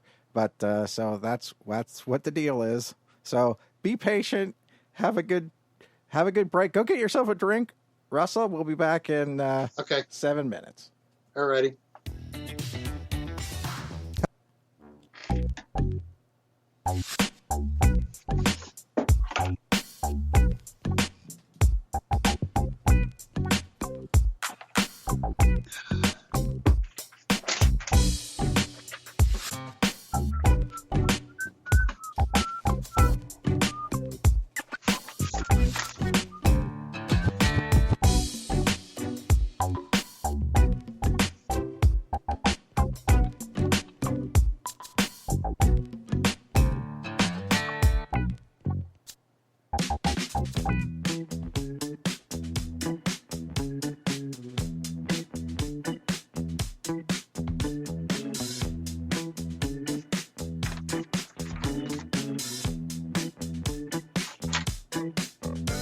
You are listening to other hand with Kevin Beegle on the We Are Paradox Media Network. You can find the show on Facebook at We Are Paradox Media. Also, you can hear the show on Spreaker Radio by searching We Are Paradox Media. The show will be returning shortly. We have taken a break for station affiliation. This is a live show, and the call-in number is 360-548-7070.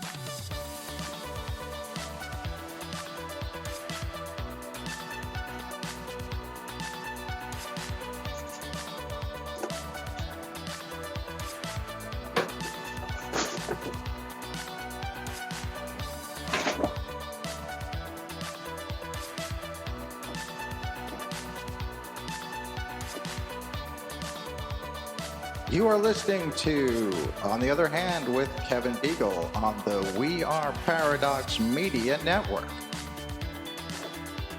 You can find the show on Facebook at We Are Paradox Media.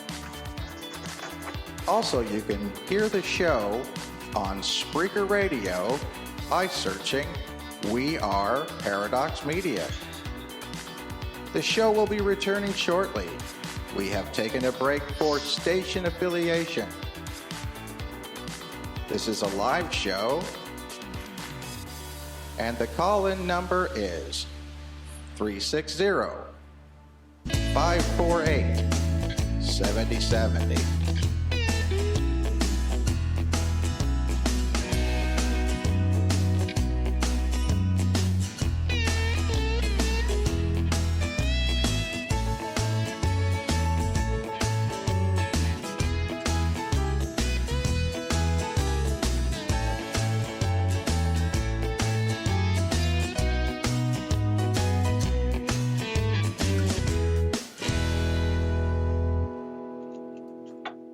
And we're back with Russel Brinegar, author of the book Overlords of the Singularity, which can be found on Amazon on Kindle or paperback form.